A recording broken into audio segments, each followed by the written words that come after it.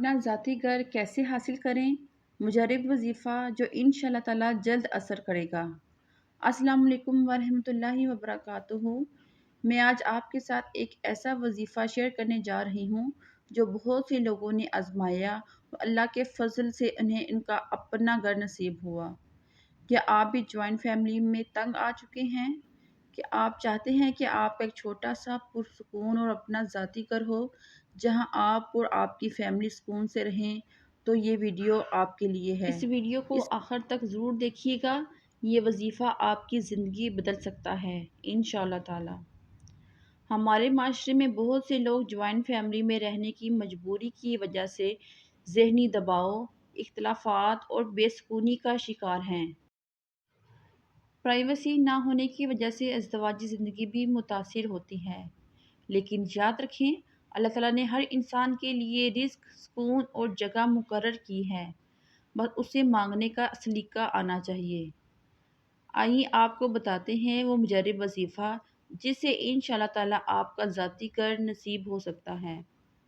یہ وظیفہ فجر یا عشاء کی نماز کے بعد کریں، درود شریف 11 مرتبہ پڑھیں، پھر پڑھیں یا واسعو یا رزاقو یا وہابو 313 مرتبہ پڑھنا ہے، یا واسعو یا رزاقو یا وہابو، پھر آخر میں 11 مرتبہ درود شریف پڑھیں۔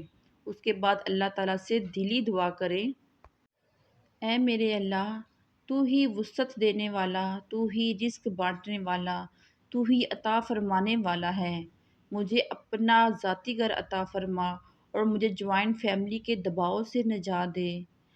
اس وظیفے کو کم سے کم 41 دن تک پابندی سے کیجیے، انشاءاللہ تعالیٰ جلد نتائج ظاہر ہوں گے، لیکن نیت صاف ہو، دل سے مانگے اور صبر کے ساتھ مانگے، کیونکہ اللہ تعالیٰ نیتوں کو خوب جانتا ہے۔ اور یاد رکھیے ہمیں دنیاوی طور پہ بھی اس پہ عمل کرنا ہے، ہمیں بچت کرنی ہے، محنت کرنی ہے، لیکن روحانی دروازے بھی کھٹکھٹاتے رہنا ہے۔ اللہ تعالیٰ کبھی کسی کی نیت اور دعا کو ضائع نہیں کرتا۔ اللہ تعالیٰ ہر انسان کی ہر دعا کو قبول کرتا ہے، ہر جائز دعا کو قبول کرتا ہے، بس وہ اللہ تعالیٰ تھوڑی سی آزمائش لیتے ہیں، اس کے بدلے اس کی دل کی خواہش پوری کرتے ہیں۔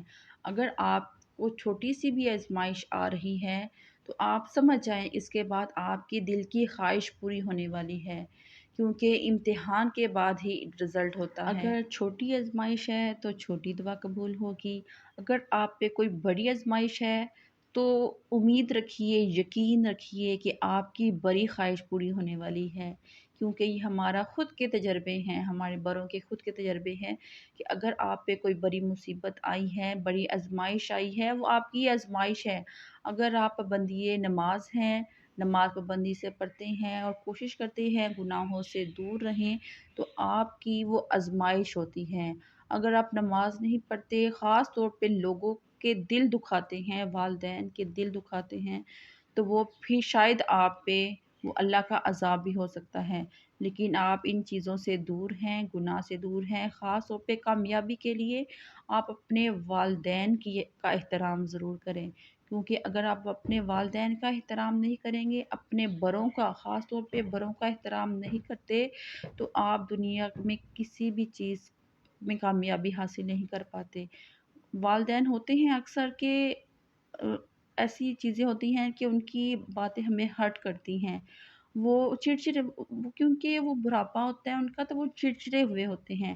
یہی ہماری آزمائش ہے کہ ہم نے ان کی باتوں کو برداشت کرنا ہے۔ اگر ہم ان کی باتوں کو برداشت کرنے میں کامیاب ہو گئے، وہ ہمارے لیے ایک آزمائش ہے۔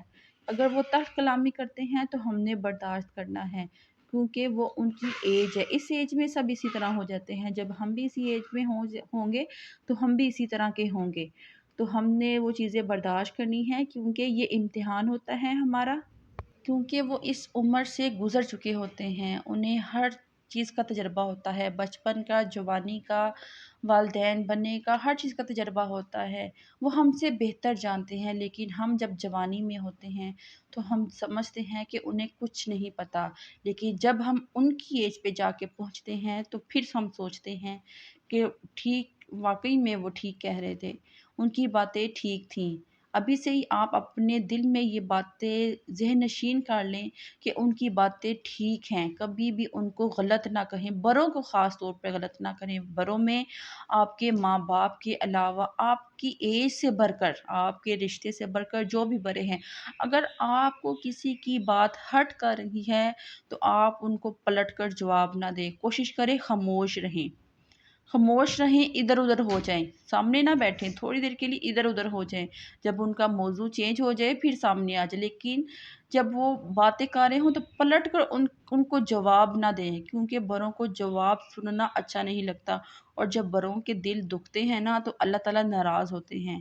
اس لیے ہم نے اپنی دنیاوی چیزیں بھی ٹھیک کرنی ہیں، اللہ تعالیٰ سے وظیفے کے ساتھ ساتھ اپنے دنیاوی معاملات بھی ٹھیک کرنے ہیں۔ اگر ہم لوگوں کے دلوں کو جیت پائیں گے نا، تب ہی ہم اللہ تعالیٰ کی رحمت کو حاصل کر پائیں گے۔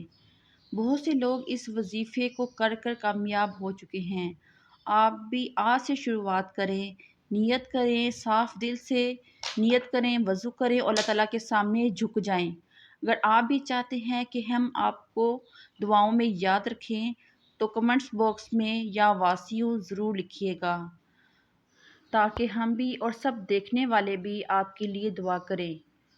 ویڈیو اچھی لگے تو لائک، سبسکرائب اور شیئر ضرور کیجیے گا، تاکہ اور لوگ بھی اس سے فائدہ اٹھا سکیں۔